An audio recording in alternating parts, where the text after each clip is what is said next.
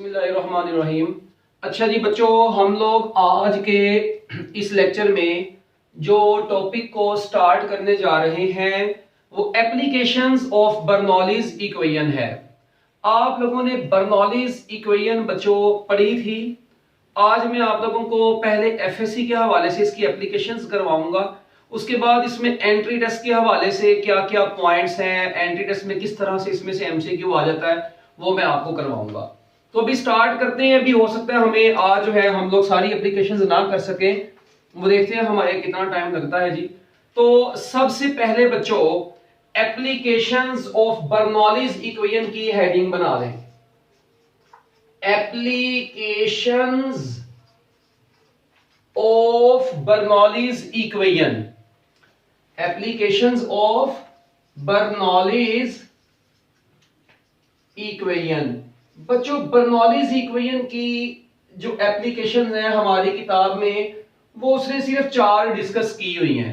ठीक है, 4 एप्लीकेशंस हैं बर्नौलीज इक्वेशन की जो हम लोग डिस्कस करेंगे अपने इस लेक्चर के अंदर।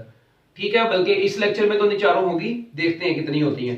तो सबसे पहली एप्लीकेशन बच्चों ये अक्सर औकात लॉन्ग में भी आ जाती है, जिसका नाम है टोरेसलीज थ्योरम। कई लोग इसको टोरिसेलीज थ्योरम भी बोलते हैं, कोई टोरेसलीज थ्योरम बोलते हैं। ठीक है जी, डिफरेंट मतलब लोगों ने अपनी प्रोनाउंसिएशन बनाई हुई है। तो आप लोग इसको जिस मर्जी नाम से याद रखें, बस आपका काम है जी इसको आपने याद रखना है। तो टोरेसलीज थ्योरम, ठीक है, ये क्या होता है?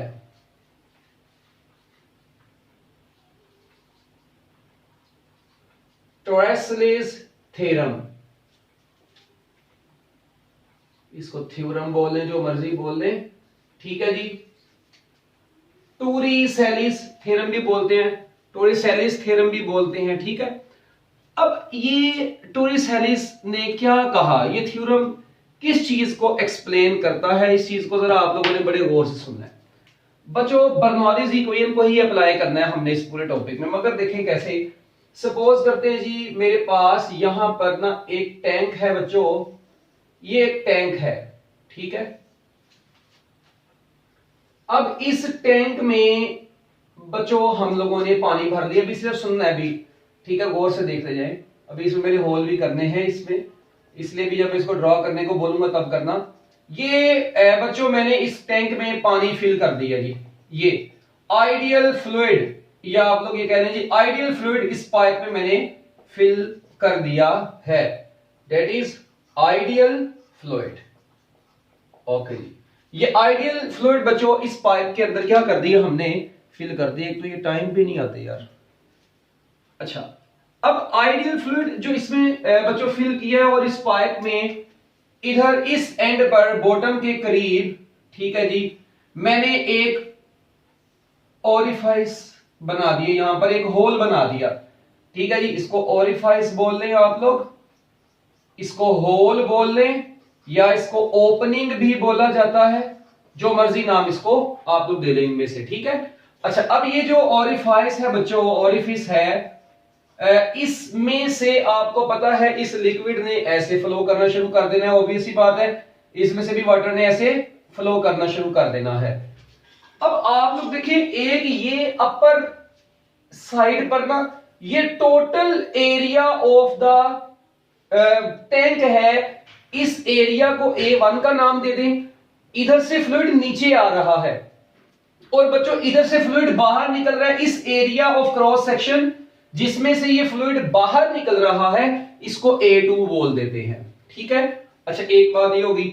अब इधर से आप लोग देखें, इधर से फ्लूइड ऐसे नीचे को आता जा रहा है, बिल्कुल ऐसे फ्लूइड इधर से बच्चों किधर को आता जा रहा है, नीचे की तरफ आता जा रहा है, और इधर से बच्चों ये ऐसे बाहर को निकलता जा रहा है फ्लूइड।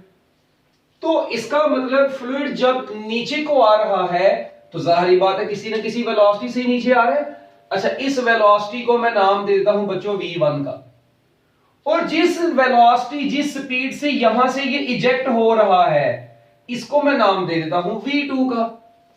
अब एरिया 1, एरिया जो इधर जहां से वाटर आ रहा है और जहां से निकल रहा है, इधर का एरिया A1, इधर का एरिया A2। इधर से वाटर नीचे को आता जा रहा है, इधर से वाटर बाहर को निकलता जा रहा है। जिस स्पीड से नीचे आ रहा है वो V1 है, जिस स्पीड से बाहर निकल रहा है वो V2 हो गई। ओके, अब देखिए भाई आपको पता है यहां से भी तो क्या नाम है अपना एटमॉस्फेरिक प्रेशर बच्चों बाहर से भी, क्योंकि पाइप ओपन है, बाहर से P1 एटमॉस्फेरिक प्रेशर एक्ट कर रहा है, इधर इसके ऊपर यहां से भी ये ओपन है, इधर से इसके ऊपर प्रेशर P2 भी एक्ट कर रहा होगा, यानी इस साइड पर भी प्रेशर P2, इस साइड पर प्रेशर P1, और ये दोनों प्रेशर एटमॉस्फेरिक प्रेशर्स हैं।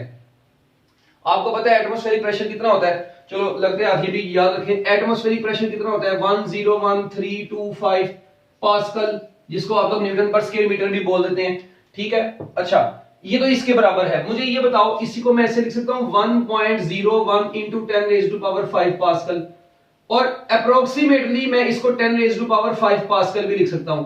अब पेपर में एक बार को मैंने बच्चों को एमसीक्यू दे दिया, मैंने कहा जी एटमॉस्फेरिक प्रेशर कितना होता है, ठीक है, अब ऑप्शन में लिखी 10 raised to power 5, 10 raised to power 6, 10 raised to power 7। अच्छा ये और आगे एक ऑप्शन में नन ऑफ दीज की दी, ये सारे चर्सी किस्म के लोग वहां पे सोच रहे पढ़ के ले एटमॉस्फेरिक प्रेशर तो 101,325 होता है। ठीक है, तो इन बेशरम लोगों को वहां पे ये नहीं पता चला कि भाई इसको जब राउंड ऑफ करते हैं तो ये अप्रोक्सीमेटली 10 raised to power 5 होता है। तो इस तरह से ये एमसीक्यू में भी आ सकता है, ये एमसीक्यू अलग से लिख लो, ये ना पेपर में लिख के आए, ये वैसे सेपरेट बताया है आपको। जल्दी जल्दी इसको नोट करें अब, हरी अब बच्चों। अब ये टोरेसियस थ्योरम क्या कहता था, ये बच्चों कहते हैं जी कि जो इसकी डेफिनेशन या इसकी स्टेटमेंट आप लोग कह लें, इसकी जो डेफिनेशन है या इसकी स्टेटमेंट बच्चों, ये टोरेसियस थ्योरम ये कहता है कि स्पीड ऑफ इफ्लक्स, जिस स्पीड से फ्लूइड यहां से इजेक्ट होता है ना उसको स्पीड ऑफ इफ्लक्स बोलते हैं, कि speed of efflux is equal to velocity gained by the fluid, speed of efflux is equal to velocity gained by the fluid in falling through distance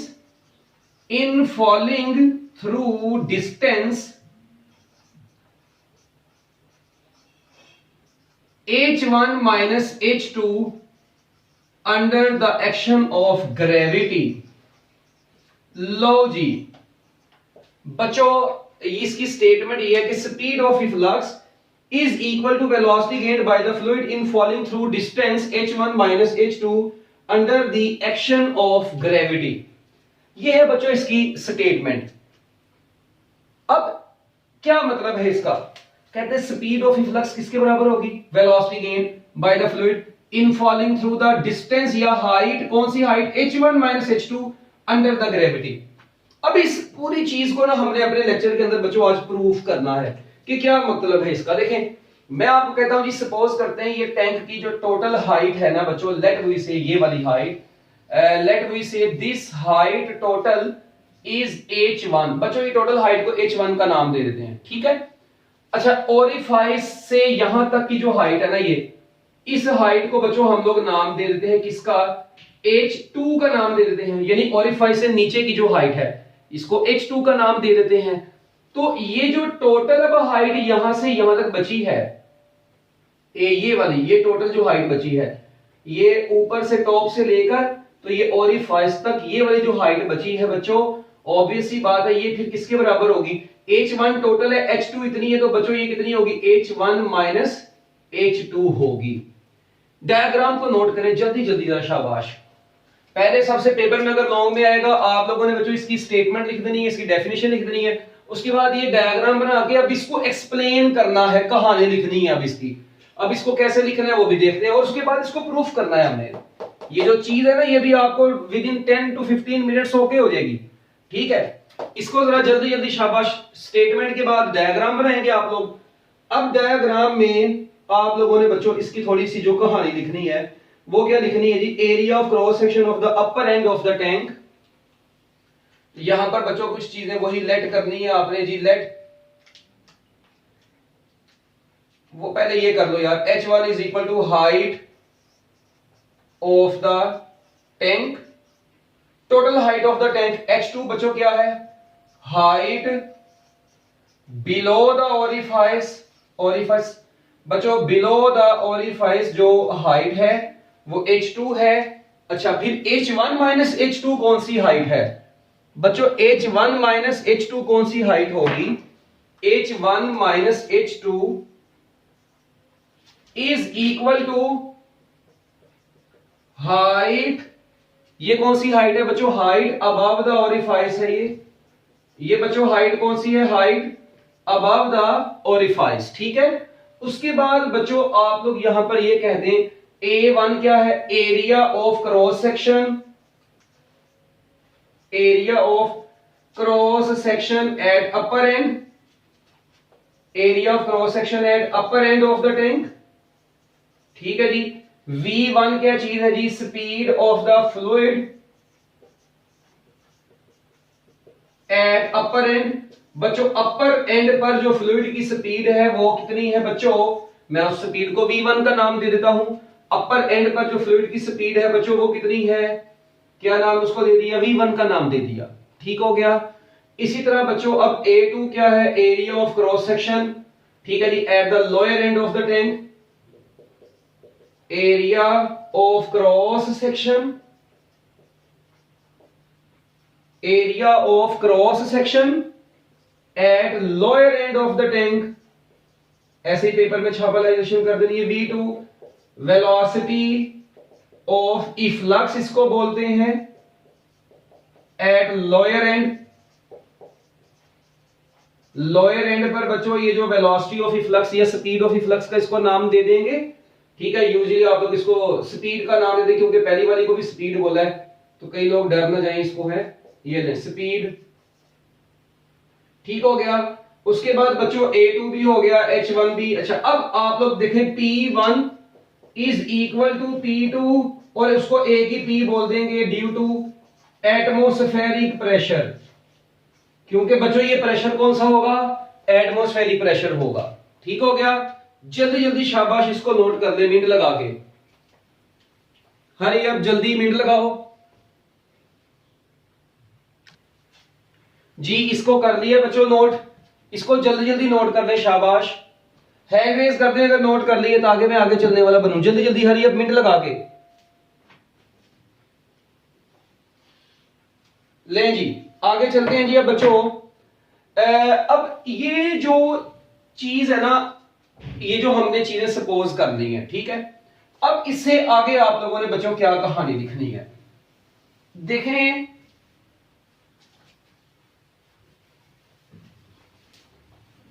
बड़े गौर से इसको सुनना बच्चों, अच्छे तरीके से ध्यान से। यार ये क्या है, एक तो हर दो मिनट बाद तुम लोगों को भाई ऐड करना पड़ता है।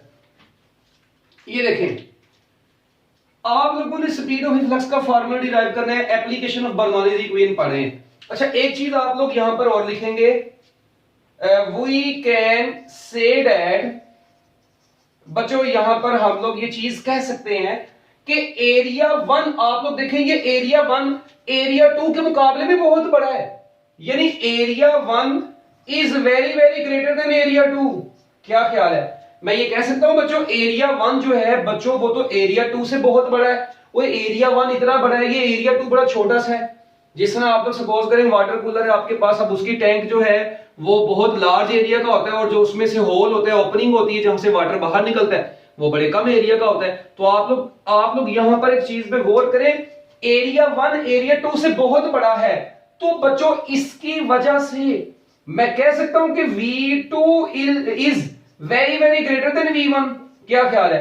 क्योंकि इक्वेशन ऑफ कंटिन्यूटी के मुताबिक आप लोगों को याद होना चाहिए, इक्वेशन ऑफ कंटिन्यूटी के मुताबिक जहां पर एरिया कम होता है वहां पर स्पीड ज्यादा होती है।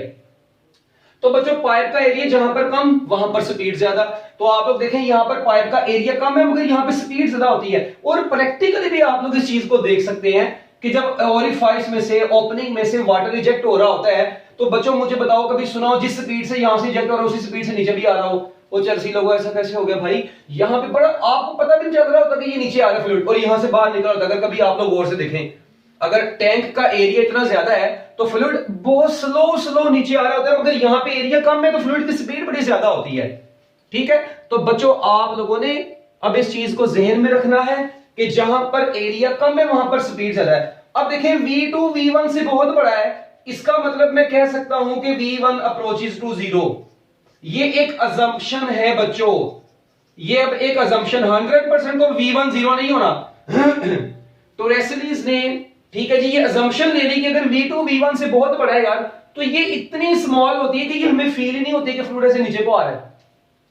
ठीक है, हाँ वो तो अगर यहां से कहीं से रास्ते से ये फट गया तो भाई फिर तो फौरन नीचे आएगा ना चर्सी। अब इतने पतले से एरिया से फ्लूइड आता जा रहा है तो इसके लेवल के ऊपर फर्क तो पड़ा होता है, मगर इतना स्लो फर्क पड़ा होता है कि हम कहते हैं कि वो वैसे ही क्या होता है बच्चों, नेग्लिजिबल होता है। ठीक है, लो तो अब ये V1 0 है। अब ये जो कंडीशंस आपके पास आई है ना बच्चों, एक ये वाली और दूसरी वो वाली कंडीशन के P1 is equal to P2 is equal to atmospheric pressure, ये बच्चों ये कंडीशंस को आप लोगों ने बर्नौलीज इक्वेशन में पुट कर देना है। बस प्रेशर हमने देखा P1 P2 दोनों एटमॉस्फेरिक प्रेशर है, ऊपर से ये इक्वेशन ऑफ कंटिन्यूटी के मुताबिक ये अजम्पशन हमारे पास आ गई। अब बच्चों आप लोग क्या काम करें, बर्नौलीज इक्वेशन क्या होती है जी, वो आप लोगों को पता है, P1 प्लस 1/2 रो V1 का square plus rho g H1 is equal to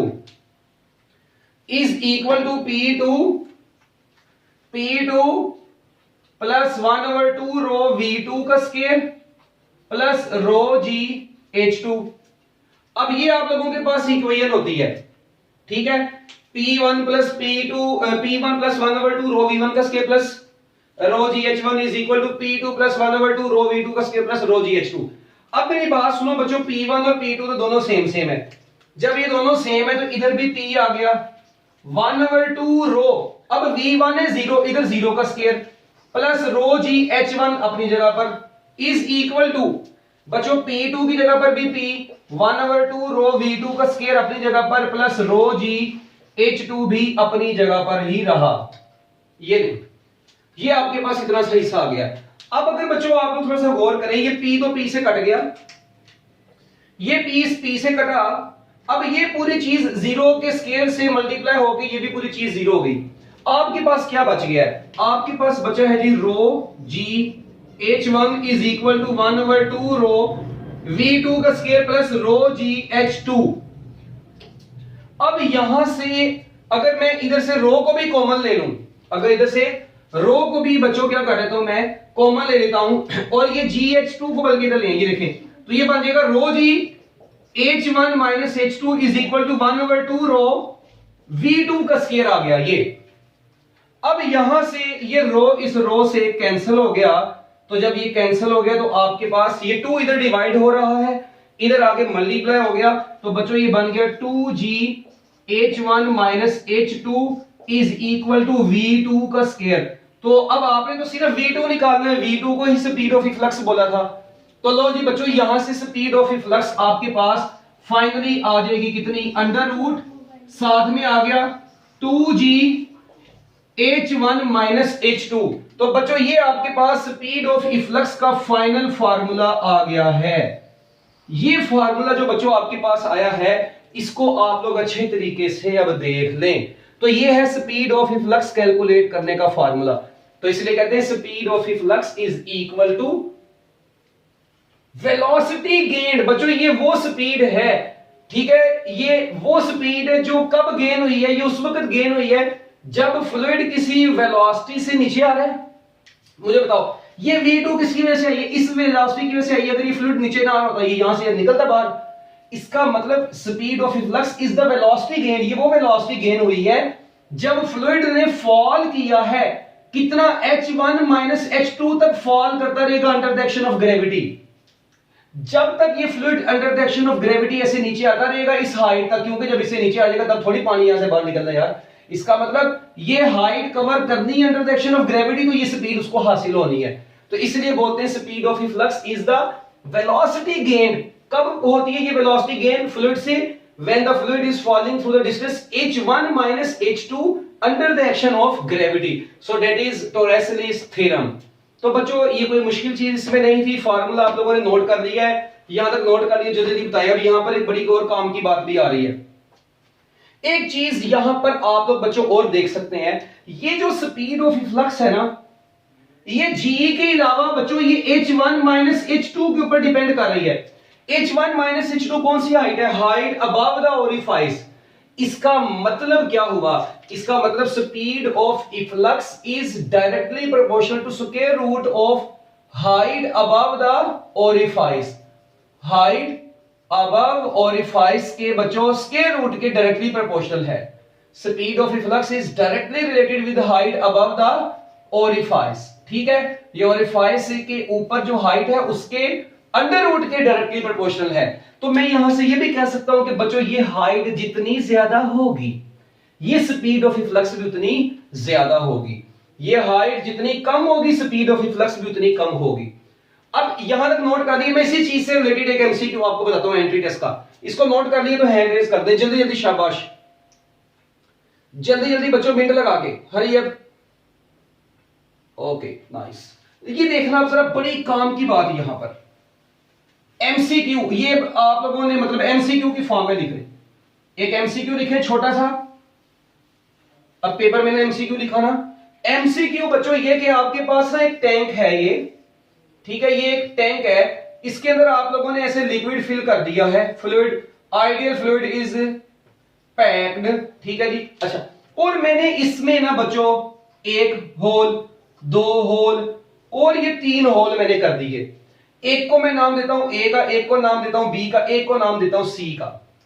ठीक है, मुझे अब आप लोग कमेंट में जल्दी मैसेज में मुझे बताएं इस वक्त इनमें से किस होल में से फ्लो रेट सबसे ज्यादा होगा। जी बच्चों जल्दी जल्दी, सबसे ज्यादा किस स्पीड से फ्लूइड यहां से बाहर निकलेगा, किस में से? वाह गुड, सारे सी सी सी में से सबसे ज्यादा। क्यों? क्योंकि सी की हाइट, ये देखें, वाटर लेवल से इसकी हाइट इतनी है, इसकी हाइट वाटर लेवल से इतनी है, और इस सी वाले की वाटर लेवल से हाइट इतनी है। ओ भाई ये H of C, H of B, H of A, तो मुझे ये बताएं किसकी हाइट ज्यादा है?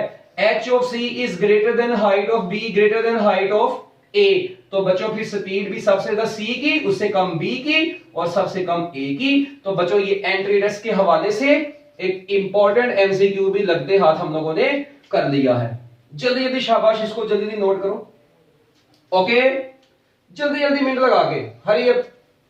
ये आपके पास एक फार्मूला, एक मतलब ये आपके पास एक कॉन्सेप्ट आ गया है स्पीड ऑफ फ्लक्स का। अच्छा, अब एक बात और, क्या मैंने यहां पर कहीं पर भी विस्कोसिटी को डिस्कस किया? मैं तो आइडियल फ्लूइड को डिस्कस कर रहा हूं, मैंने विस्कस एनर्जी लॉसेस वगैरह को निगलेक्ट करके ये कैलकुलेशंस की हैं।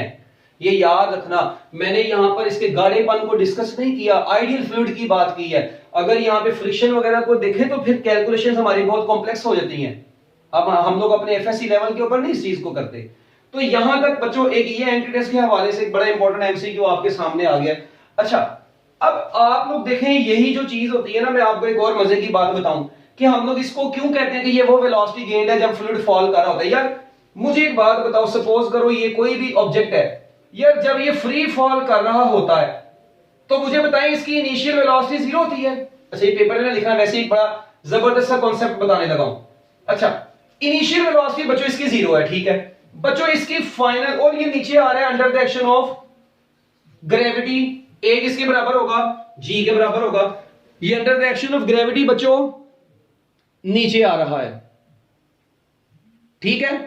अब ये जब under the action of gravity बच्चों नीचे आएगा तो मुझे ये बताएं इसकी फाइनल वेलोसिटी कितनी होगी? आप लोग कहेंगे sir third equation of motion लगाएं, तो लगाओ v square f minus v square i, v square i तो हो गया 0, ठीक है, इज इक्वल टू 2g, और जो इसकी टोटल हाइट जिस हाइट से नीचे आ रहा है वो h है। अच्छा, तो अब मुझे ये बताएं यहां से आपकी vf किसके बराबर आ जाएगी? वो आ जाएगी अंडर रूट 2gh। क्या ख्याल है बच्चों? इसका मतलब यहां पर क्या हुआ, यहां पे क्या रिजल्ट क्या निकला है कि जब बॉडी डाउनवर्ड आ रही है ग्रेविटी के अंडर फ्री फॉल कर रही है तो उस वक्त भी उसकी वेलोसिटी अंडर रूट 2g जितनी हाइट से वो नीचे आ रही है। इसी कॉन्सेप्ट की बेस के ऊपर हम लोग इसको बोलते हैं कि ये वो वेलोसिटी है जो उस वक्त गेन होती है, ये वो वेलोसिटी जो उस वक्त गेन होती है जब फ्लूइड फॉल कर रहा होता है अंडर द ग्रेविटी। इस कॉन्सेप्ट की बेस के ऊपर इसकी डेफिनेशन को हम लोगों ने फिजिक्स में ऐसे देखा था, ठीक है। तो ये बच्चों ऐसी जो चीजें होती हैं ये आप लोगों को बहुत अच्छे तरीके से पता होनी चाहिए। ये मार्केट में इतनी ज्यादा फैली नहीं होती ये चीजें, मगर जाहिर बात है बताएंगे तो पता चलेगा। तो ये चीज आप लोगों को अच्छे तरीके से आनी चाहिए। ओके, अब कोई एमई मल्ले में पूछ ही ले, ठीक है, तुम लोग उनको कहोगे जी भाई हम लोग ओस्ले अकेडमी ऑफ साइंस कॉलेज में पढ़ते हैं, हमें ये चीज का नहीं पता, तो फिर अच्छा तो नहीं लगेगा। तो लो जी बच्चों, एक ये बात भी आप लोगों के सामने आ गई। अच्छा, फिर एक और कॉन्सेप्ट है यहां पर, वो क्या, इसको रेस कर दूं, ये चीज नोट कर ली है, हैंड रेस कर दो यार जल्दी जल्दी ताकि हम इसको रेस करें। अच्छा, अब यहां पर बच्चों एक चीज देखें, अब मुझे ये बताओ कि इस पाइप में आप लोग देखें उसने ना एक यहां से एक और मतलब एक और जो है ना ऐसे पाइप सा करके ऐसे बाहर को निकाला हुआ है। तो ये अक्सर बच्चे ना इधर भी परेशान ही रहते, सर जी ये उसने क्या कर दिया। ओ भाई मेरी बात सुनो, कोई परेशानी वाली बात नहीं। आप लोग देखें जब फ्लूइड यहां से नीचे आ रहा है बच्चों, जब ये टॉप पर था तो इसके पास कौन सी एनर्जी थी, पोटेंशियल एनर्जी थी। हाइट पर था ना, डेप्थ ऊपर मैक्सिमम, तो बच्चों नीचे आते आते यही पोटेंशियल एनर्जी आपको पता है किस में कन्वर्ट होती जाती है, नीचे आते आते यही पोटेंशियल एनर्जी काइनेटिक एनर्जी में कन्वर्ट होती है।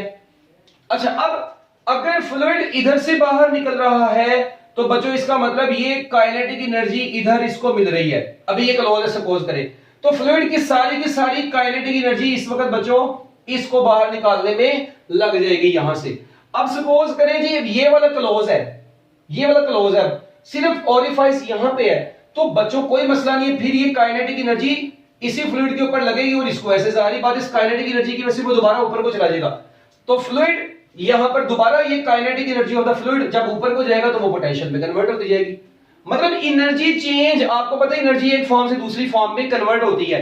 तो ये जरूरी नहीं है कि आपको बस ये पता होना चाहिए कि एनर्जी कन्वर्ट हो गई, पोटेंशियल एनर्जी काइनेटिक में कन्वर्ट होगी, यहां से आगे वो फर्दर आपको काइनेटिक प्रोवाइड करती जा रही है, यहां से वो दोबारा काइनेटिक उसको हाइट के ऊपर लेके जाती जा रही है। तो यहां से एक चीज रिजल्ट और भी सामने आता है कि स्पीड ऑफ फ्लक्स जो होती है ना, जो भी आपने फार्मूला पढ़ा है, कितना फार्मूला पढ़ा है, √2g h1 - h2, कहते हैं स्पीड ऑफ फ्लक्स का ये जो फार्मूला है ना, ये फार्मूले से देख के पता चलता है कि ये हाइट अबव द ओरिफाइस के ऊपर डिपेंड करता है, ये direction of flow of fluid के ऊपर डिपेंड नहीं करती। तो एक लाइन लिखने, speed of flux is independent of direction of flow of fluid. Speed of flux is independent of this speed, independent of direction, independent of direction of flow of the fluid. बच्चों ये fluid के flow की direction के ऊपर depend नहीं करती। एक ये लाइन बच्चों आप लोगों ने लिख लेनी है, और उसके बाद दूसरा मैंने आपको वो इसकी डेफिनेशन बता दी है, और बच्चों वही कि यहां पर विस्कस फोर्सेस वगैरह को हमने इग्नोर करके ये सारी कैलकुलेशंस की हुई हैं। तो बच्चों ये आप लोगों का एक छोटा सा इंडिपेंडेंट लिखवाया चर्सी लोगों, ये हाँ ये आपका बच्चों टोरिसेलिस थ्योरम का एक छोटा सा टॉपिक था जो कि मेरी तरफ से क्या हो गया बच्चों, खत्म हो गया है। तो मैं उम्मीद करता हूं कि आप लोगों को ये चीजें समझ आ गई होंगी, इसमें कोई आपको परेशानी नहीं हुई होगी।